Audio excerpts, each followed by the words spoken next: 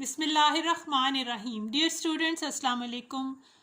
آج میں آپ کو فیڈرل بورڈ سال اول کی اردو کی کتاب کا دوسرا سبق نیا قانون، جس کے مصنف ہیں سعادت حسن منٹو، اس کی مشق کرواؤں گی۔ سوال نمبر 1 ہے، مصنف کی تکنیک، مقصد اور اسلوب پر مبنی درج ذیل سوالات کے جواب دیں۔ نمبر 1، سعادت حسن منٹو کے افسانوں کے موضوعات کیا ہیں؟ جواب، سعادت حسن منٹو کے افسانوں کے موضوعات سماجی اور معاشرتی ہیں۔ سماج کے ہر طبقے اور انسانوں کی نفسیاتی و جذباتی زندگی کو موضوع بنایا گیا ہے۔ نمبر 2، سعادت حسن منٹو نے اردو افسانے کے ارتقاء میں کیا کردار ادا کیا؟ جواب، سعادت حسن منٹو اور اردو افسانہ ایک دوسرے کے لیے لازم و ملزوم ہیں۔ افسانہ نگاری کو پرتکلف زبان سے نجات دلا کر بے تکلفی کی فضا سے آشنا کیا۔ منٹو کہا کرتے تھے کہ میں معاشرے کی بےہودگیوں اور خرافات ہی کے متعلق لکھتا ہوں۔ نمبر 3، اڈے کے تمام کوچوانوں کے لیے منگو کی کیا علمی حیثیت تھی؟ جواب، منگو کوچوان اپنے اڈے میں بہت عقل مند آدمی سمجھا جاتا تھا۔ تمام کوچوان استاد منگو کی وسیع معلومات سے اچھی طرح واقف تھے۔ منگو کوچوان نے ہندو مسلم فسادات کی کیا وجہ بتائی تھی؟ جواب، منگو کوچوان کے نزدیک یہ کسی پیر کی بددعا کا نتیجہ ہے کہ آئے دن ہندوؤں اور مسلمانوں میں چاقو چھریاں چلتی رہتی ہیں، ہندوستان میں فسادات ہی ہوتے رہتے ہیں۔ ہندوستان کی آزادی اور غلامی کے متعلق منگو کی کیا رائے تھی؟ منگو کی رائے تھی کہ انگریز چلا گیا تو کوئی اٹلی والا آ جائے گا یا روس والا، لیکن ہندوستان ہمیشہ غلام ہی رہے گا اور باہر والے اس پر راج کرتے رہیں گے۔ اگلا سوال ہے، گورے سے جھگڑا ہونے کے بعد اڈے پر آ کر منگو کوچوان گوروں کے متعلق کن خیالات کا اظہار کرتا تھا؟ جواب، کسی شرابی گورے سے اس کا جھگڑا ہو جاتا تو سارا دن اس کی طبیعت مقدر رہتی، ہل مارکا سگریٹ پیتا، گورے کو جی بھر کر سنایا کرتا۔ وہ کہتا تھا، آگ لینے آئے گھر کے مالک بن گئے۔ تانگے میں بیٹھنے والے دو نئے بیرسٹروں کو منگو نے ٹوڈی بچے کیوں کہا؟ جواب، تانگے میں بیٹھنے والے دو نئے بیرسٹروں کی بیشتر گفتگو انگریزی میں تھی۔ منگو سمجھا کہ یہ لوگ ہندوستان میں نئے قانون کی آمد کو برا سمجھتے ہیں، اس لیے منگو نے انہیں ٹوڈی بچے کہا۔ سوال، ابھی کنواں کھودا نہیں گیا اور پیاس سے نڈھال ہو رہے ہو، اس جملے کا مفہوم لکھیے۔ جواب، اس جملے کا مفہوم ہے کہ کام کا وقت آیا نہیں مگر ہر طرح کی تیاری مکمل ہے، انتہائی جلد باز ہونا۔ یہ تھے سوالات کے جوابات۔ دوسرا سوال ہے، افسانے کے متعلق اشارات اور اہم نکات بیان کریں اور پھر طلبہ اس کا تجزیہ اور پھر اہم نکات سن کر ان کی فہم کا تجزیہ کریں۔ میں نے اشارات اور اہم نکات لکھے ہیں، تجزیہ اس میں آپ خود کر سکتے ہیں۔ نمبر 1، افسانے کا مرکزی کردار منگو کوچوان ان پڑھ ہے لیکن اپنے ساتھیوں کے درمیان ایک علمی شخصیت کے طور پر جانا جاتا ہے۔ نمبر 2، افسانے میں غریب طبقے کی زبانی، ان کے مسائل اور غلامی کی مشکلات کا ذکر ہے۔ نمبر 3، ان پڑھ اور ادھوری معلومات رکھنے والا طبقہ انڈیا ایکٹ کو غلامی سے نجات کا ذریعہ سمجھ بیٹھا۔ نمبر 4، برطانوی سامراج نے برصغیر کے لوگوں کو نام نہاد قوانین بنا کر غلامی میں جکڑے رکھا۔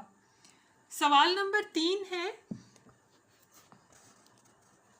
درج ذیل عبارت کو افسانے کے درمیان سے لیا گیا ہے، اس کے سیاق و سباق کے ساتھ اسے بیان کریں، اس کی تشریح کریں۔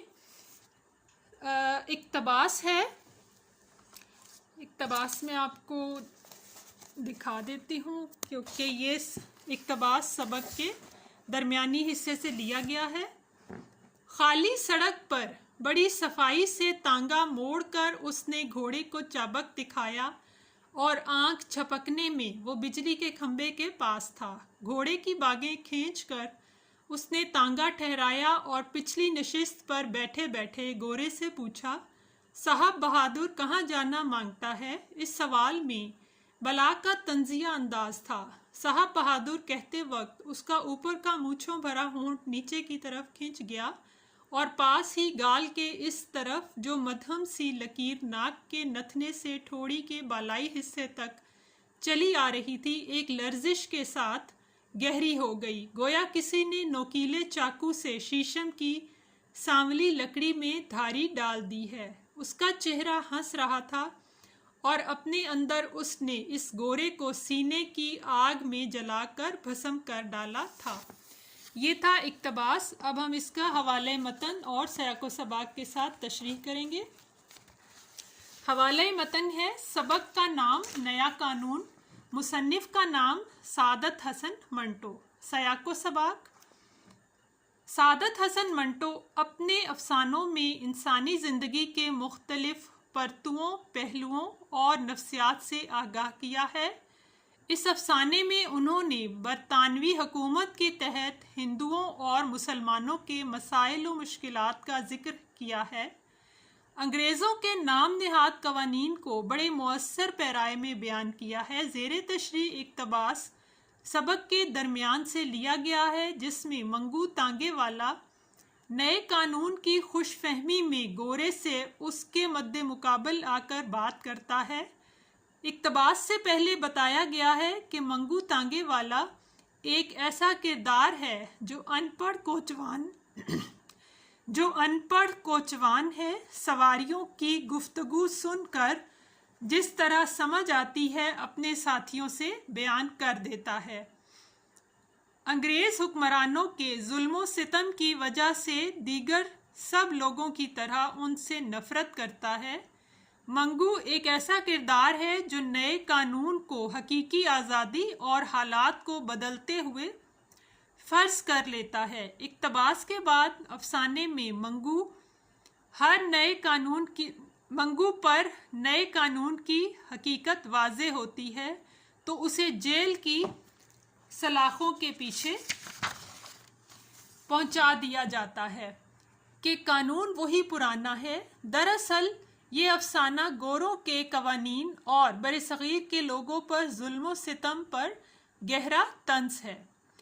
तशरीह ज़ेरे तशरीह इक्तबास में बताया गया है, अफसाने का मरकज़ी किरदार मंगू कोचवान नया कानून नाफिज हो जाने के बाद ये गुमान करता है कि अब वो गोरों के ज़ेरे तसल्लुत नहीं हैं, बल्कि उन्हें आज़ादी और इंसानी हुकूक मिल चुके हैं।